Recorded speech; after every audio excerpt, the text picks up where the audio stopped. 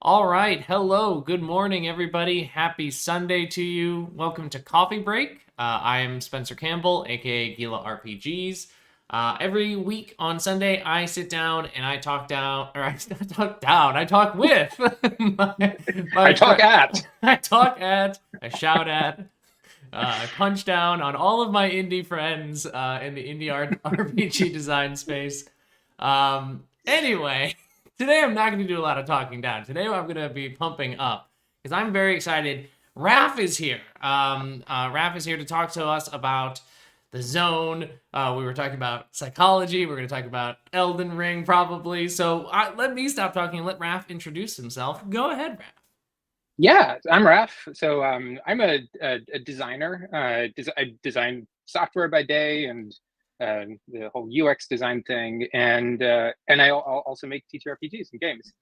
And the zone is the game that has been the game I've been working on for the last few years. That is a kind of surreal play to lose horror experience in the vein of Annihilation and Stalker.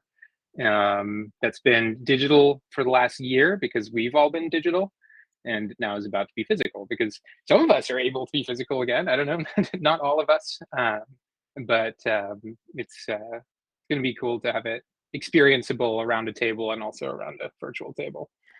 I'm super excited about the zone in general. I remember seeing stuff about it, when it was kind of first being talked about a little while ago, and I first kind of experienced zone in play when I listened to the Party of One episode with Jeff Stormer's Oh, podcast Party of One, where you two played it together, and that episode was so good. It was so good. I'll say that's probably like 10% the zone and 90% Jeff, but I'll take a little bit of credit. Jeff Yeah, it's Jeff's amazing, amazing. just amazing. The funny thing about that episode too is that the zone is typically like a 2 or 3 hour experience. Um, it's designed to work. It's emergence organic, so it can work with two people. I mean, you could play it as a solo game. You can play it with six people. More than that, it gets a little bit messy. But usually, it's like a 2 or 3 hour experience. Except one time where I had to speed run it for some people because they only had an hour, and that was yeah. Uh, we used every exploit available, but I was awestruck when Jeff was like, "Yeah, we can probably do this in like an hour, 20 minutes." I was like, "Wow, yeah, you have superpowers," because that's exactly what happened. He Jeff kept us moving. Jeff is a wizard in terms of putting together like really tight, amazing experience, hour and a half in that window, and it just makes the game shine no matter what game it is. So that's when I first like heard and kind of experienced the zone by listening to you two play it and went, okay, yeah, I'm in on this. I'm very excited to learn more about it. So for folks who aren't familiar with what the zone is, what's sort of the elevator pitch? I know you mentioned a little bit earlier. It's Yeah, like the play to lose thing, but what's the pitch? yeah. So here's the pitch. And I've seen you do this with a few other guests. I put together a few visuals. We want to go through them later on, but the basic pitch is that you are a group of broken people who've come together. um, every table can kind of decide how that happened, by the way, to be the 13th or 14th or 15th, or does that numbering even work? How many expeditions were there really before you into the zone, which is a mysterious place that is really, again, emergent for every table. You kind of figure it out as you go. And there's a few things that are very true for every game that have to be. One of them is only one of you will make it to the center. I'm not saying one of you will survive. I'm saying one of you will make it to the center. What happens at the center is determined by the other players. The second thing is it's an experience of escalation. You go in at first, it's kind of fun in games. It sounds kind of weird. There's little mutations happening, and you're encountering some weird stuff. But very quickly escalates into being a literal physical representation of your phobias and your obsessions, which are the only two things on your character sheet. And and every time you need to do something difficult, um, you mutate, you change, and you become basically more and more those phobias and obsessions until you're fated becoming one with the zone. And that is something that's determined at the beginning. Right at the beginning of the game, you've got a spiral of cards that show all the locations, and there's some cards that have fate cards on them. And when you hit that fate card, if it's got your name on it, you're done. Wow. Um, and and it just gives so much freedom for storytelling. I'm just completely in love with play to lose games because of that. Like you even if you try to min max it, the fact that your fate is determined means that you can do stuff that normally in games you'd have to be a little bit conservative about. And normally in games you'd be like, I don't know if my character should, Right. turn into a like mushroom infested wretch 10 minutes into the game. But in the zone, you're not going to die until, I don't know, an hour and a half later. So you can go pretty wild, and the game systems will support you in just escalating much past where you normally would. I love the idea of play to lose games, or those games where Me it too. pushes back against that idea of min maxing or like ideal play or anything like that, so that it is just like, if you want to become a weird little fucked up mushroom man, like you said, it can happen and it will happen. And when it happens, you lean into it. Like that's a moment to embrace rather than a moment to shy away from. Um, Yeah, yeah. And a huge inspiration for me there was, I mean, this game wouldn't exist without Annihilation. I back in 2018 when I started working on it, I I'd gone to see Annihilation, and it just like grabbed me in this mm, way that I couldn't quite explain. I feel like you probably get this because I feel like something we have in common is that we make these games that are inspired by things that just kind of like got consume us. their claws into us. And I saw it. I walked out of the theater, and I went back and I saw it again like a couple of days later, mm, and I saw it a third time. I was like, why do I what is it about this film? right. And it's actually taken me basically the last like 4 years work on it to even unpack what it was. And it is that we all have these things within us, like these Mm, fears, these obsessions. They're kind of two sides of the same coin. And in that film, um, and obviously the book as well, and there's like so much other media that has this. It just shows what happens when you enter an environment that goes, that internal life, that thing that's kind of like hidden inside of you that you've been suppressing. I'm just gonna make the entire world that. right. Um, and it brings characters like face to face with themselves in this like incredible way. And when you mutation and body horror just kind of physicalizes that in a, again, like a very very interesting way. um so it's kind of a weirdly cathartic experience. Yeah, for sure. um yeah. It's Whatever. go ahead. Well, I was gonna say, it ends up being like a fast, like whatever character you bring into it ends up being the seed. And so I have a friend Mm. who she came up with like the most amazing way to bring her regular D&D game into it. So Oh. they went into the Feywild, and they got kind of transported into the modern day zone, and then were all the horrible things happened to them. But it was really interesting because it's like an established group, an established party of D&D characters having essentially the Stargate episode where you get like transported into a parallel universe and Yeah. watch the version of you that just gets like torn to shreds. It's really interesting. That's super cool. I am like still I didn't play role playing games when I was a kid or anything, so I've only really started learning about role playing games in the last, I don't know, maybe like 10 years or so is when I started first learning about them. So I don't have like the storied past about it. So like the concept of play to lose felt so novel to me when I first heard about it, because like you said, I make things that are based off of the things that I'm inspired by or that I love, and that typically ends up being like video games. And a lot of the video games I Yeah. play are not play to lose. It's about like being very cool and powerful. Um, there are, of course, games where you are going to get your ass kicked again and again. Elden Ring, which we share an affinity for. Um, but like in terms of role playing games that are play to lose, like I know of like Trophy Dark is another good example of like a play to Yeah. lose game.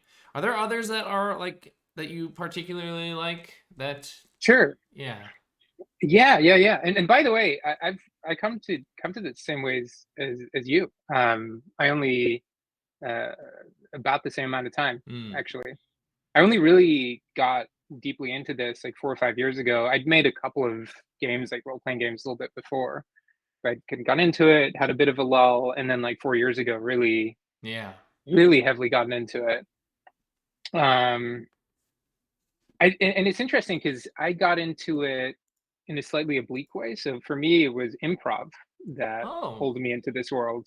So you're in Chicago, right? Yeah.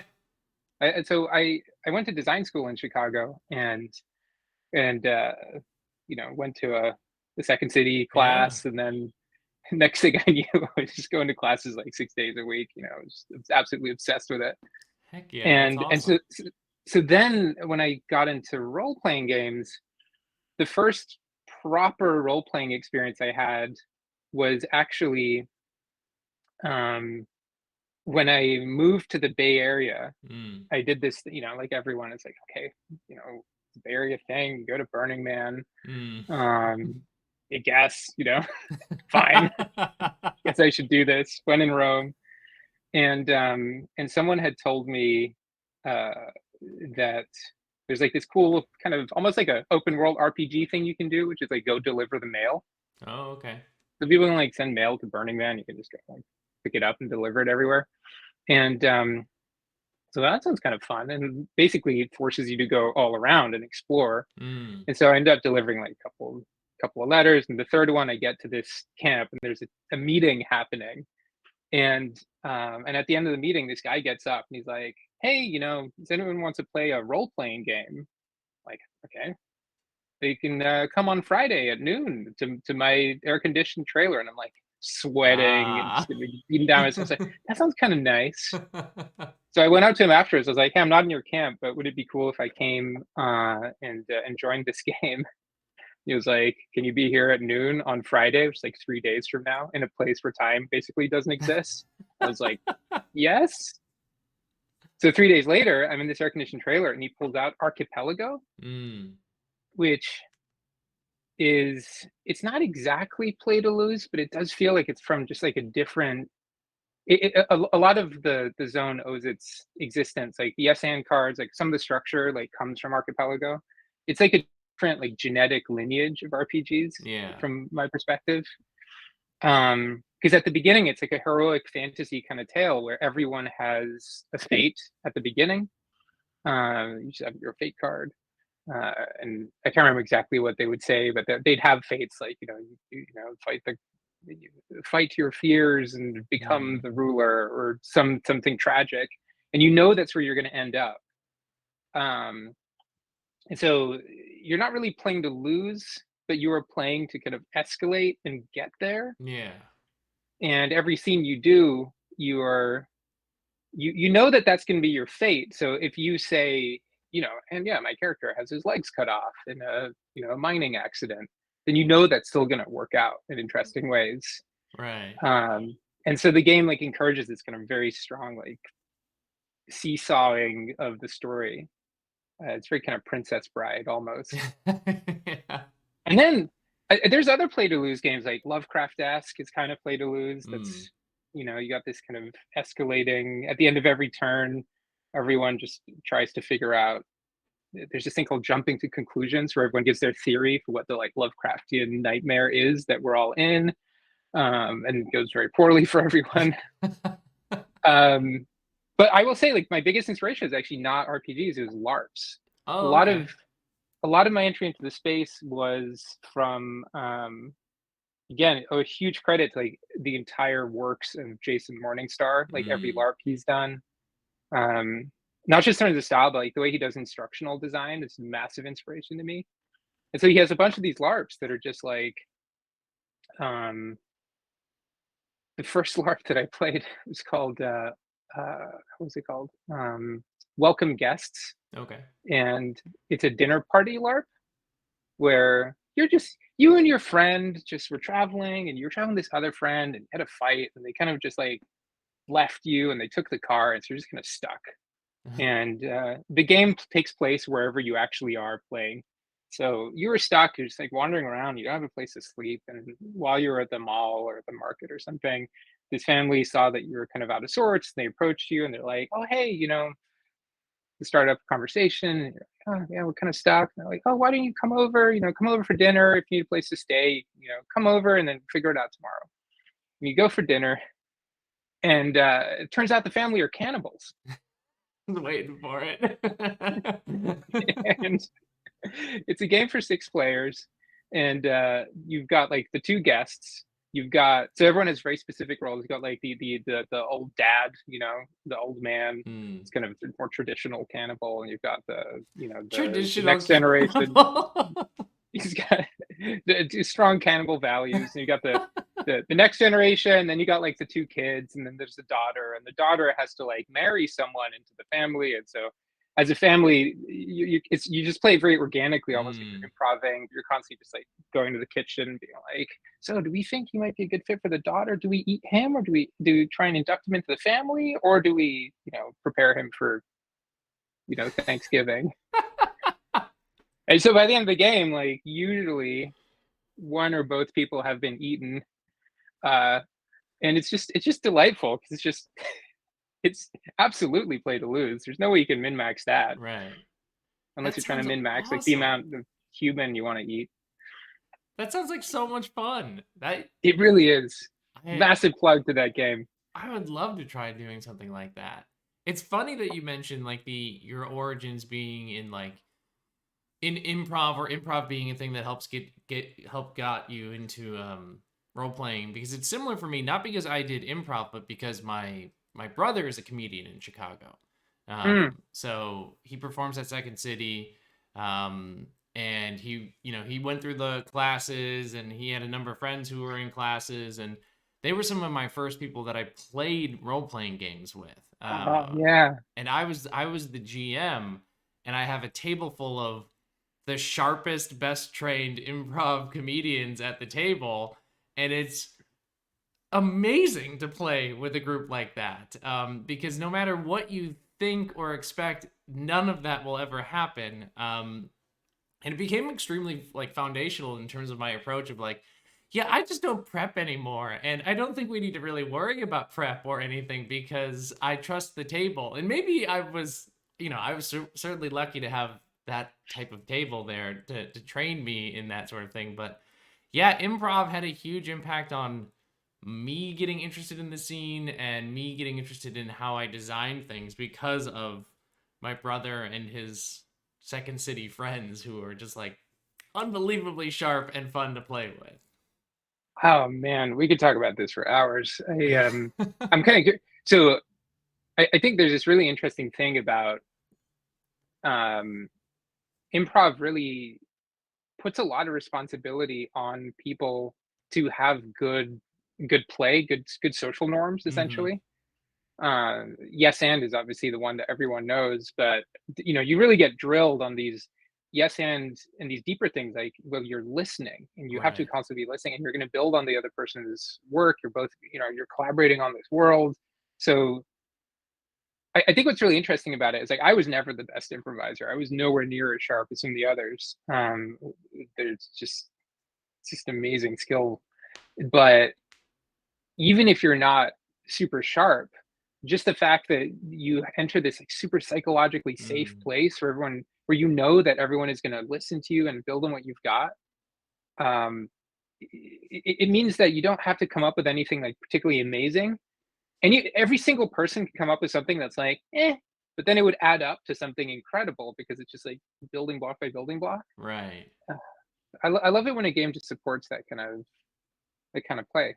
I'm kind of curious how you mentioned has influenced how you design your games. Like, what are some of the things that you've picked up, that some design elements that come Yeah. from that? A lot of it is for me, in I play games, or I design games that I think people, there are like traditional ways of playing. So a lot of my games end up involving things like combat and stuff like that. And so there are like preconceived notions about combat being a balanced sort of thing and very structured. And for me, I throw a lot of that stuff away, because I just, once you put too many structures on something, it either has to be like really well done, like sketch comedy that is structured but is very well done, or you have to Mm. release the Hmm. structure and let the improv happen and let the weirdness and like sometimes the awkwardness, but like those magic moments build up.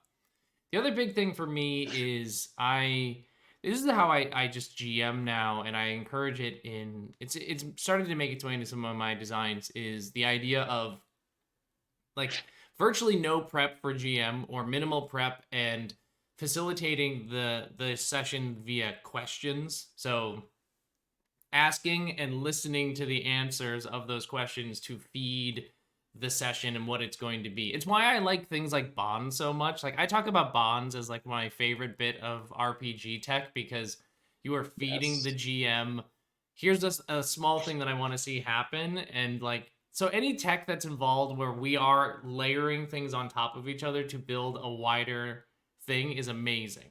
There was a group, they're not around anymore because the IO theater is gone now. Oh, I But miss it. I know, but Improvised Shakespeare was a group that performed there.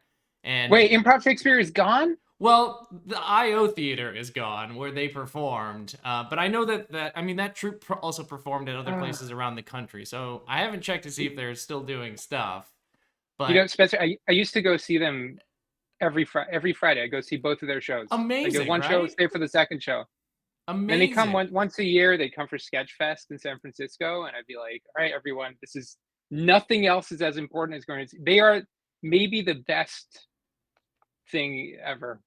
I mean, Just and it's incredible because we're talking about story building via improv, and they have managed to capture the tone, the vibe, the feel of crafting a Shakespearean play in the moment, improvised, all comedic, and just like the layering that they do of like each of them ends up playing like three, four different characters, and somehow they manage to.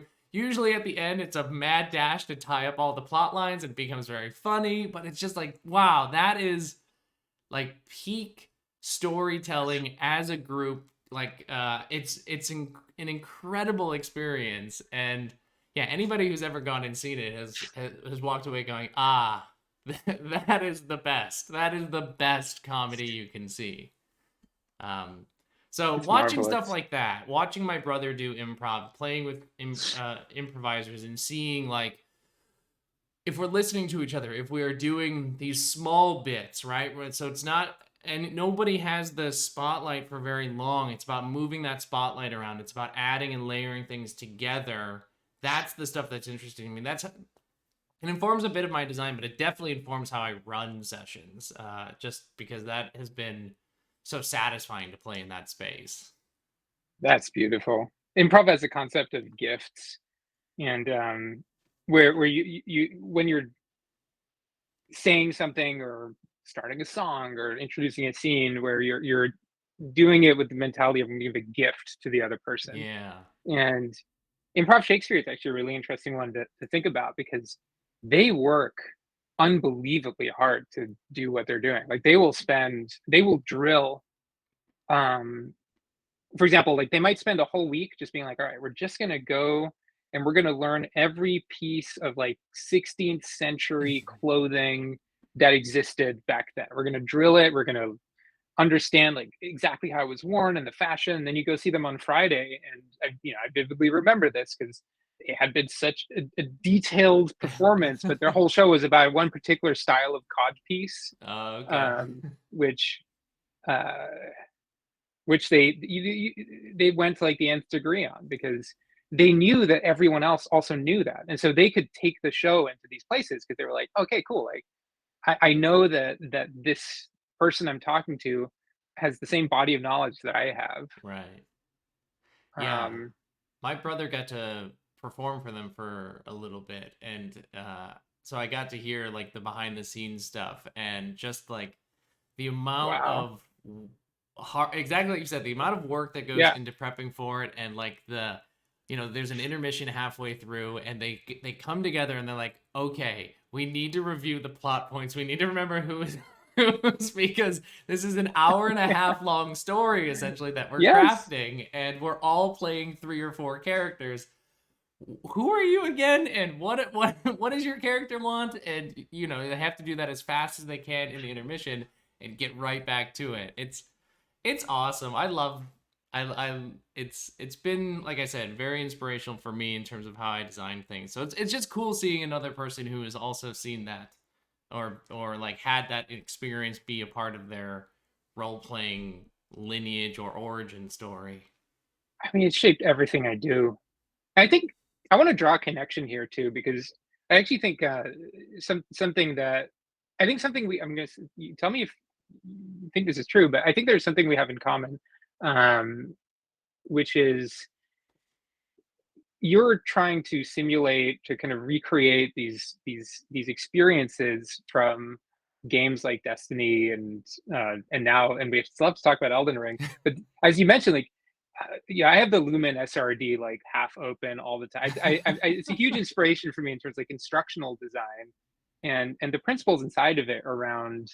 Look, don't worry about balance. Just keep it fast, keep it simple. It reminds me of Slay the Spire, Mm. any roguelike or spelunky where it's just like, look, you know what? Every single game you're going to play is just going to be horribly out of balance. That's going to lead you to either just like utter destruction in 5 minutes, or you're going to end up with these like compounding loops that create this epic story. And even though it's simulating something different, the zone, and honestly, the stuff that's based on like the direct inspiration for the zone is a game called Love in the Time of Safe, Mm. which is a collaboration between Jason Morningstar and the creator of Archipelago, Matisse Holzer. I don't know if I'm saying his name right, but Holzer. And it's a Viking blood opera where you have like 5 characters at the beginning. You've got like the Saith, who's a type of Viking witch. You've got the old king who used to be very strong and the kind of Godric kind of character. Mm. But now he's still got the frame, but he's now frail and he's going to die soon. And his daughter, who's going to marry the kind of grand vizier of the neighboring kingdom, and the grand vizier obviously has nefarious purposes and she doesn't love him. And then there's the knight who's supposed to protect her, and he has an unrequited love for her. And he's also a werewolf, and only the Saith can help her. And the Saith is teaching the daughter witchcraft, and so it's kind of like a mentor figure, while also kind of advising the king, but Mm. perhaps in slightly nefarious ways. So everyone has these like very very strong bonds that are designed explicitly to create a just machine of death. Right. Um, and and uh, and there's a specific tech in Archipelago and Love-In. There's a series of games in that kind of series, and then the Zone, which I want more games to steal, which is the yes and kind of no but cards. Mm. Mhm. Which instead of rolling a die when you're trying to do something, you pull one of these cards, and the results are horrifying. It's you might pull a card that's like yes, and you experience a horrible mutation that you can't hide from the group, or like no, but something really good happens from the other players. Mm. So it's Mhm. completely out of balance. It's not trying to simulate anything. There's no like +1 modifier, -1 modifier. There's no advantage. There's no nothing. You pull the same deck. Everything you do. There's no levels of difficulty. The only guidance is like if it's something that is not so trivial that you could just say that you succeed. And so in a similar way, like you end up with this completely unbalanced Mhm. thing that happens. But in my experience, it never actually matters in a one shot, to be fair. Like, so I feel like there's this whole set of games that are really like, want to create a sustainable progression. We don't want it to get too out of balance because you're going to play for 200 hours. And so if your Mm. characters have something crazy happen to them in hour one, it's not going to work. A lot of respect to like the behemoths, D&D and Pathfinder, all that for that kind of depth. But I think when you get into the indie space, and I think it's same with video games, like the Spelunkis of this world, Mm. Rogue Legacy, and like Noida, and all these games, they can afford to just do like basically like insane stuff because it doesn't matter. It's a roguelike. You're Right. gonna play for 20 minutes, you'll die, you'll come back. I feel like Elden Ring kind of manages to do that too in an interesting way, where because again, like the loop is death. Right. They can just have a bunch of stuff in there that is just horribly unbalanced, and it just doesn't matter. Right. You'll figure it out when you figure it out, sort of thing. God, I played so much Yeah, Rogue Legacy. I I love love that Rogue game. Legacy so much. That game, I sat in front of that and just played it non-stop once I got my hands on it. That's a good Oh one. yeah, yeah. All those Any game where roguelites. completely. I mean, during the pandemic, I put 600 hours into Spelunky 2. It Holy just shit. sucked me in. I was like, I must get to the cosmic ocean. I have not gotten to Didn't the end get of the there? cosmic ocean. No, Oh. I got there. I got there. Oh. I just haven't gotten to level 97 Oh of my the cosmic ocean. God, level 9. I only played Spelunky 1 and I was not very good at it, so I didn't get very far. So I have no Same. concept of what the cosmic ocean is, but it sounds intense. Sounds like I want to be there, but I knowing that there's 97 levels to it is Yeah. pretty intense. Keep in mind that there's only like 25 levels to get to the cosmic ocean. And then it's like, all right, here's like 90 more. Just go have fun. It's Yeah. Let's just make another connection to Elden Ring. It's where you think you've seen most of the map and then you end up in a whole new space and you're like, wait a minute, what? This just added like 20 Oh more God. hours to my playthrough. I Uh, can't get over how good that game was. it's so good. It's so good. I can't stop playing and I can't stop thinking about it. Yeah. It consumes me. I, I'm I'm right there with you. No, I'm right there with you. I wanna talk about the Zone Kickstarter that you have coming up, because the Zone was one of the coolest things about it when you released it is that you shifted to like this digital version, right? Because like I think Yes. your original Yeah. intent was to release like a physical thing, and then pandemic happened, and you did this really cool shift in terms of making it this digital, this wholly online version of the game. So, can you tell me a little bit about like what that process was like? Because I'm so curious Yeah. about like Totally. shifting something that you imagine as a physical space thing and then going into like actually it's all digital. Like, what was that like? Yeah. It was interesting. It was interesting is not it when let me show something. Actually, I want to show Sure, a visual while I talk because I think it's kind of interesting to show that process a little bit. sure. Um, just kind of fun. So I put together I put together just a kind of a few visuals that show that journey a little bit, Yeah, and just a little misspelt principle here around the game. let me get this up on the stream there for you. Yeah, So I okay. think it gives a really good sense of kind of what that transition meant. So let me know Yeah, when it's up you're on good to the go. sorry, it's on the screen now. Sweet. So yeah, I actually so this thing in kind of my design profession that I applied to the zone very early on, which was just coming up with design principles. So like super early in the game, I had decided that there were going to be these things that I was going to go for. So I knew that I wanted to create this like annihilation style experience, a stalker style experience. Mm, But it was really interesting to think like, how do I want to do this? Because there's so many ways you can make a game.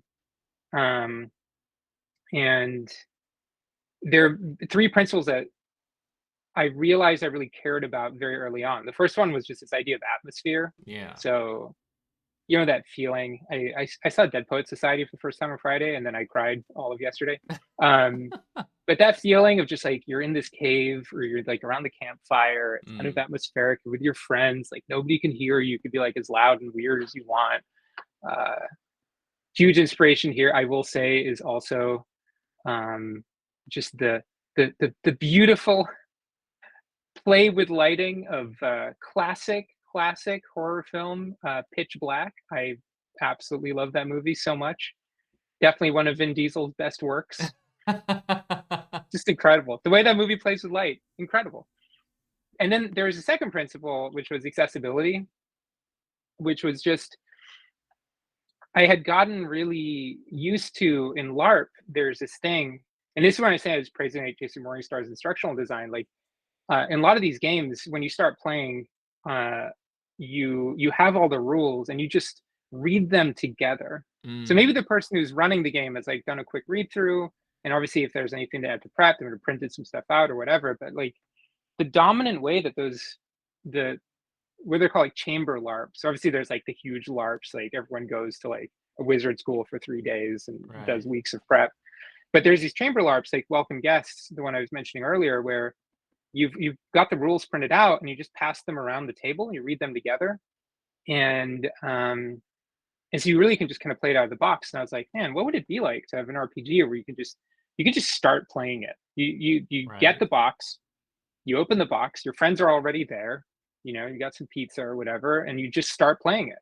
And you don't have that phase of just, you know, the crushing like 2 hours of listening to someone explain the rules to you The and then you don't remember teach. anything. Oh, it's so Um, painful. It's so hard sometimes doing it I for have I have RPGs, this board games, anything.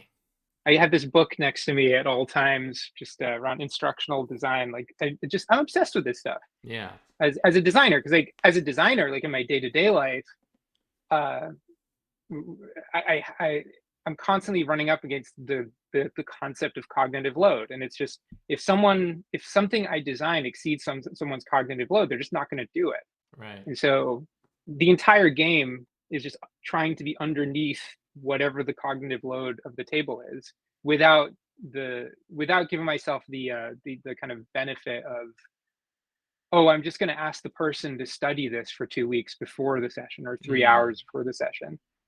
And then there was like this third principle, which was around emergence, which was just I don't want there to be I don't want anyone to feel like they can lead this thing. Like the other image I thought about putting here was a Ouija board.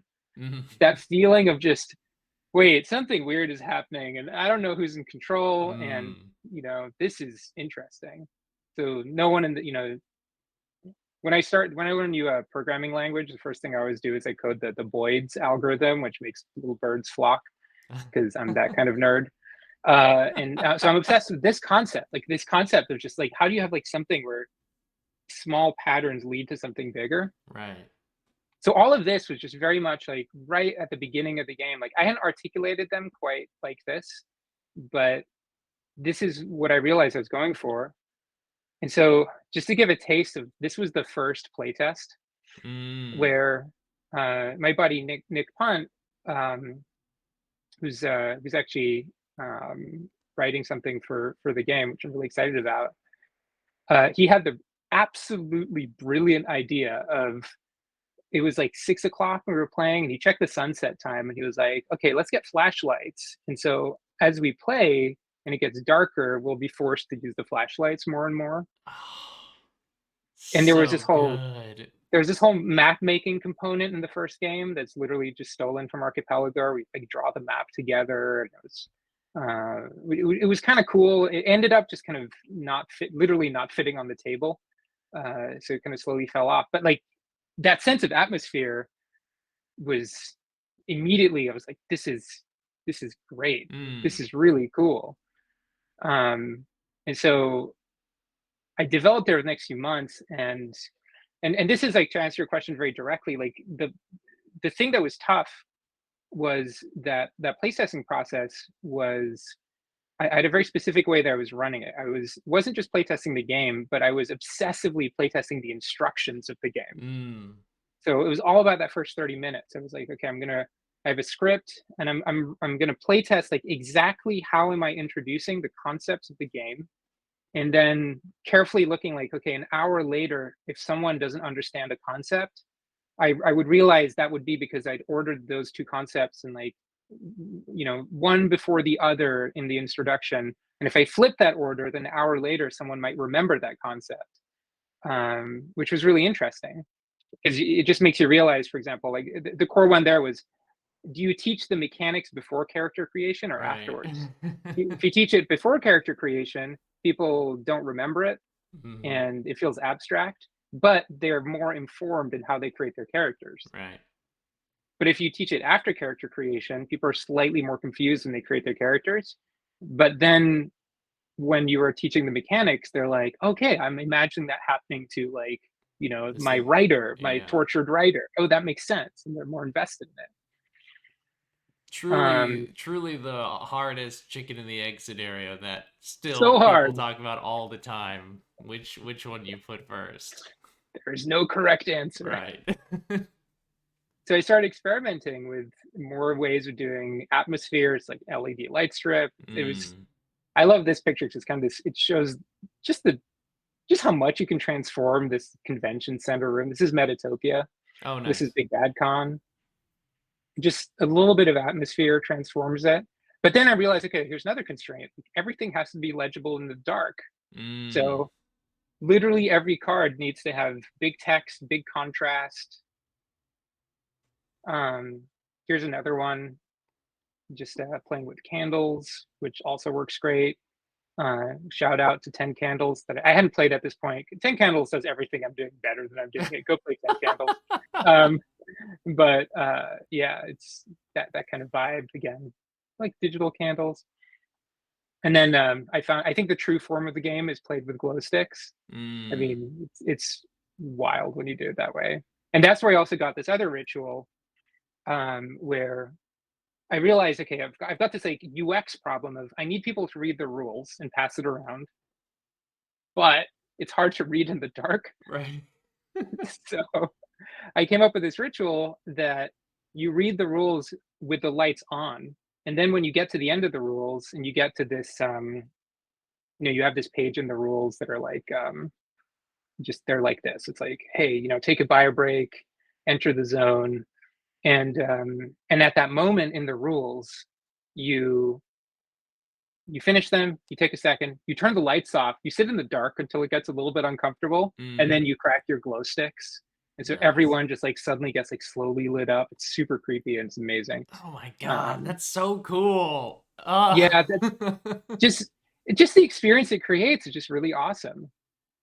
So yeah, that's how I got. This is the like hero Kickstarter image. So like Mhm. everything that I learned like coming into this, and so then man, it's like December 2019. I just produced a bunch of these playtest kits.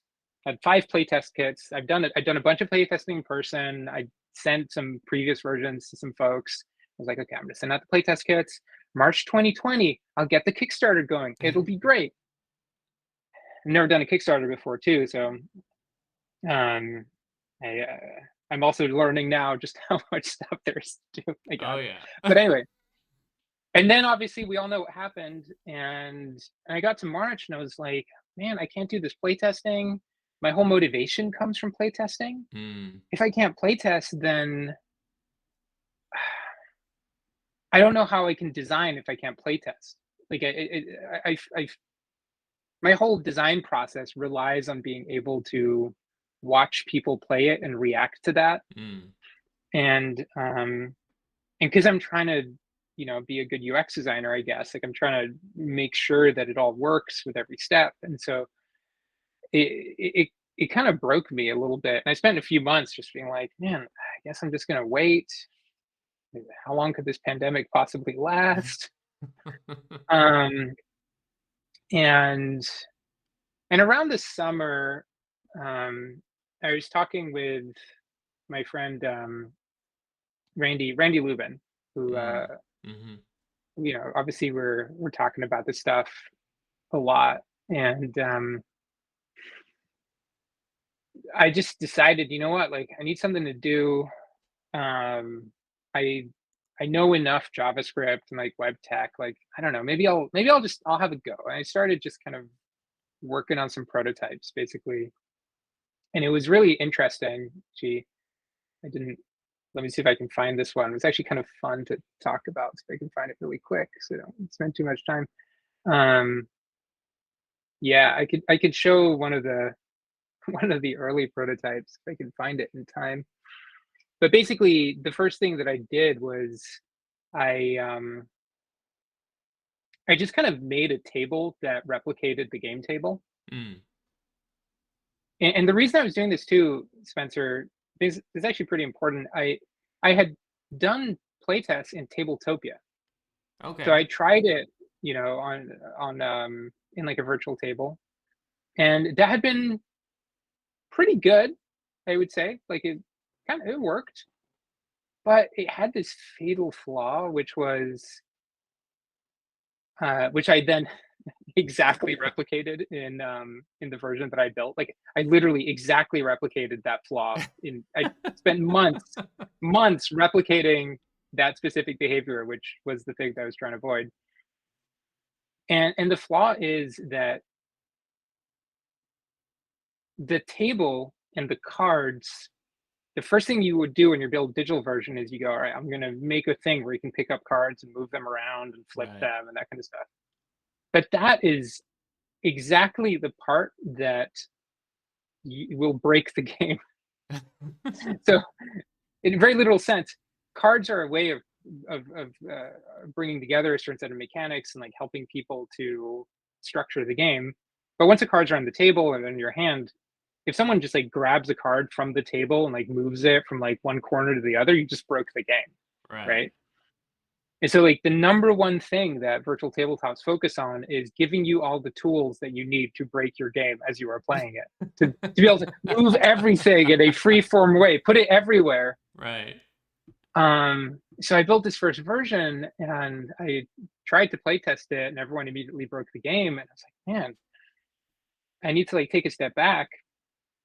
And I mapped out the internal structure of the game, which is okay, you've got this spiral of locations. Mm. Um, we just quickly show the structure so people can kind of see. You got the spiral of locations. You're going to load in at some point. Here you go. And you move from location to location. There you got your fates that are later in the game. And then you get to the center. You have scenes, and you have the scenes are they kind of drive the game, and then not so easy cards. Something hard happens. So none of this should move. They should all Mhm. stay on the table. And it's actually the game itself should take care of that structure of keeping you moving in the right way, of Right. randomizing the cards, of letting you draw them.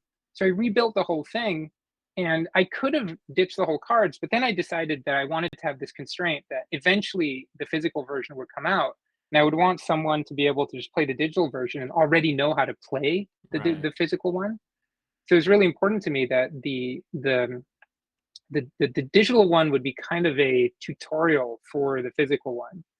Um, like you could get your iPad out at the beginning of the game. You could go through the intro of play.thezonrpg.com, and then when you're done with that, you could be like, all right, everyone, you saw that. Like, okay, now we got the cards on the table. We'll put the iPad away, put our digital devices away, and just kind of start playing. Mm. But unlike every other virtual tabletop, like none of the stuff from tabletop can be moved. Right. It just the game takes care of that. And then I was also back to that principle of accessibility. I was like, okay, well, the thing that virtual tabletops can do that nobody's doing, because right now all the platforms are really designed to be just general purpose canvases, Right. which makes sense, um,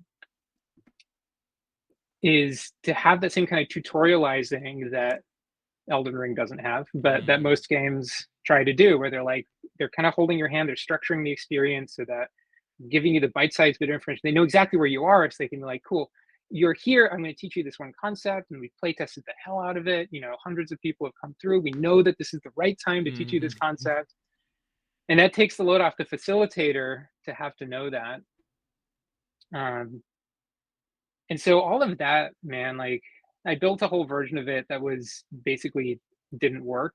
That Mm. took like 3 months, and then I built, yeah, but it was fun because obviously I was like trapped at home by myself, you Right. know, couldn't go anywhere. So it was a good distraction. So then I threw that one away. And around that time, Randy had started to build StorySynth. So we're both learning Vue, which is a really probably, if you know a little bit of JavaScript, it's probably the easiest, kind of most intuitive way to make web apps, basically. Mm. so we're learning it together, and so he was a little bit ahead of me, and so he was like walking me through his code, and I was like, man, I could rebuild a zone in this. And so then we spent just kind of that whole fall, uh, winter, just kind of locked at home, just building what then I released in April. And it was a really cool exercise because there are certain things you can get out of a digital game that are really neat. Like I can see kind of stats for like how many people are playing, Mm. and Mm-hmm. I can see, for example, I can see like how long does a game actually take, Right. which is really interesting because I now have some data on that, so I can say, all right, Raph, like, yeah, you're telling people they can play this in 2 hours, but that's not true. But here's how you should do that if you want to. Right. Um, Oh, I the can the see like data nerd in me is so jealous. I want all that data. it's magical. It sounds so nice.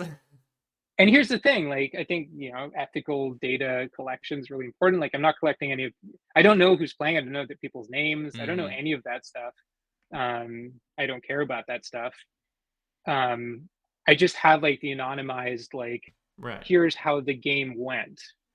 And so it's just really interesting to be able to see, okay, how many not so easies do people use in the game, and like Mm. what kind of wishes do people bring into this. You can see like a little bit of the tone of the game by the, when you get to the center, you express a wish to the zone, and the zone might give it to you or might just tear you to shreds. The other players decide they play the zone because they have become one with the zone. Mm. So you see like some tables clearly are just playing it like super super straight, super serious. Some people are just like goofing off. Mm. Yeah, and I really want both of those things to happen, so that's also kind of nice. um but the reason I wanted to show you some of this stuff early on, the playtesting, I am, I'm really excited that the digital version will always exist. Like I think Mm. accessibility for me, it's all the kind, like cognitive accessibility and financial accessibility and that kind of stuff. Like it always exists, always be free. Um, and and then the physical version, obviously, it costs money to print cards, Mm. and so I want to create an experience that people can like pull out of the box. And now the bar is way higher for the tutorializing, because in the game I was able to do that with such precision, whereas when in the when you unbox it, you'll do the same thing. You'll take out the manual, pass it around, you'll read it. It's not going to be quite as precise as the digital version, but I think it'll be the same kind of thing. But obviously you get that atmosphere and you get that Mm. sense of being like around the campfire together. It's been, yeah, it's been a heck of a journey. Like this thing has been in the works for 4 years. It just Yeah. takes a long time to do anything, It, basically. it does. But I'm so excited about the physical version that's coming. So you have Me too. you're launching the Kickstarter next month, right? Is that when I the am. I sweet? am tentatively in exactly 1 month from now. But I don't know how everyone else does it, but I've decided to just, serenity prayer it. I'm like, well, you know what? If I'm going to launch it when it's kind of together enough, there, Sure. most of the stuff is ready. I think there's just a little bit of art. I'm very, I want to show just one piece of art that Yeah. I'm really excited about. So, um, the character creation is going to be a little bit different than it is in the game. You're still going to have these booklets you can use if you want to do your own more kind of in-depth writing of your character, um, and but because I want the game to be truly zero prep, there's also going to be these characters that are just on cards. Mm. And I've got this amazing artist, Eric Whalen, Holy who, shit. I mean, just, I love these pieces. And the reason they're like this, by the way, is because, again, like I think I want anyone to be able to see themselves in the game. So I didn't want to, put my finger on the scale too much and have them be Mm-hmm. specific characters. So this is a way of just also being like, hey, this could have been anyone, Right. even you, before blowing up. But the way you do character creation will be just right out of the box. There's a deck of these characters. There's just seven, each with this unique art. There's seven archetypes, and then there's a deck of phobias and obsessions. Like Wow. And what I realized, Spencer, I just got so excited when I realized this, is they don't have to be separate things. They can just be flip sides of the same thing, right? So, maybe Yeah. your obsession is industry. The earth is yours, do what you will. Maybe your phobia is industry, when Hmm. you could breathe the air and not choke. And so character creation will be super streamlined, where you just like pick a character, a phobia, and an obsession. That's your character. You can go deeper. You can do whatever you want with it, but that's again that principle of accessibility. Yeah. Oh my Um, God, I want this so badly now that I've seen these it's cards. I mean, I was already excited about this stuff, but looking at these cards and just being able to make something real fast with 3 cards like that, yeah, so good. that's really the principle, man. Like I want the game to support you every step of the way. So even like all the location cards, you pop the location, you've got 3 options. Um, I think it's a little bit of a different vibe than essentially, like, imagine like your big book of content has just been like torn apart and has just been spread out into a bunch of cards so that the game can just run itself. Huge inspiration to games like Anamnesis and Mm.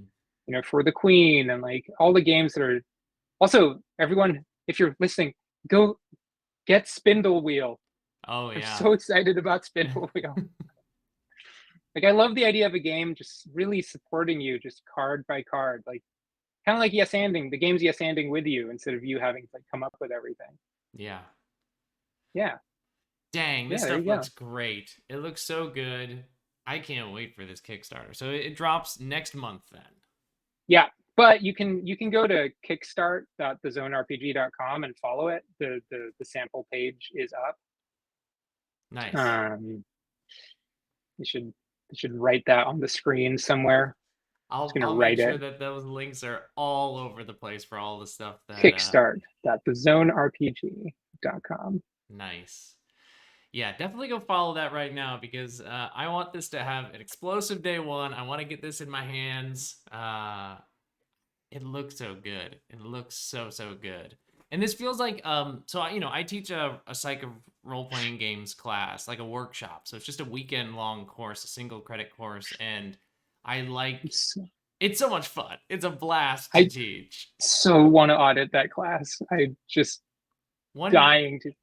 Have you one ever thought about teaching that class to the community? Just I doing like a I've thought about it. I've thought about doing like making a version of it that is like accessible to the whole community or that is taught with the community, like in small groups or something. It would be fun to do. It's fun teaching it with students who have no concept of what an RPG is too, because they're just like, okay, mm, this is weird. This guy's asking me to be a wizard for 4 hours. What am I supposed to do with that? But we play GM-less games where there is this sort of like storytelling that happens. So like you mentioned mm, for the mhm. Queen, that's definitely in the rotation. But this would be so much fun for my students to play. I want to absolutely put this in front of my students. This is going into the class rotation for sure when I get my hands on it. Well, that, like I said, I really want that class. Sounds amazing. One day I'll figure out how to do it where, because like I could just like make a recording version of it where it's just like here's the information if you want it, but it is very much Masterclass. right, but it is very much like an interactive class. So I would have to do it in sessions. We'd be like, all right, who signed up for this term of Psych of RPGs from the community, and then run it and teach it, and then do it again for a different group of quote unquote students. uh, it would be really fun to do. Oh, now you got that idea like locked in my brain. Maybe that's the thing I'll like tinker with over the summer is figuring out how to make that go beyond my classroom. Hmm. Hmm. Maybe. Raph, you've put a dangerous little idea in my mind, but I think it'll be fun. I would sign up. I would sign up day one. um well, the zone looks amazing. It sounds amazing. I can't wait to get my hands on it. Folks, definitely make sure that you are following the Kickstarter, or if you're watching this later in the future, the Kickstarter's up, make sure you're backing it because it looks so freaking good. And I've heard it. I've heard it played. I've seen it played. I know that this game rocks. So I can't wait to try Oh, it. shucks. Um, well, Raph, we've hit like about an hour. Is there anything in particular that you wanted to talk about that we haven't covered yet? Well, I think we have another 9 hours scheduled to talk about Elden Ring. Right, So exactly. other than So, that, you right. know, Truly, if we go down the Elden Ring hole, we will not emerge for hours on end, and it won't happen. my partner will be knocking on the door, being like, "What's going on in there?" uh, my dog will be like, "Why have you forsaken me and abandoned me for this ring?" Uh, it's so good. It's so good. It's so good. It's so good. What? Okay, Um, before, because I don't want to go down that hole because we will go into it. But real quick, what are you playing as right now? Like, what's your kind of build that you're working on right now, mhm. or have recently played? Because I gotta know. So in I think just I won't lie, everyone. I apologize to you. The zone probably would be on Kickstarter a month ago, but Elden Ring came out a month ago. So when I first played the game, I played I picked a starting class randomly. It was my first Souls game. I was just Mm, like, I'll just take the vanilla knight looking kind of character. right. And I played the whole game just dual wielding curved great swords. The Bloodhound's finesse, just got me Nice. through the entire game.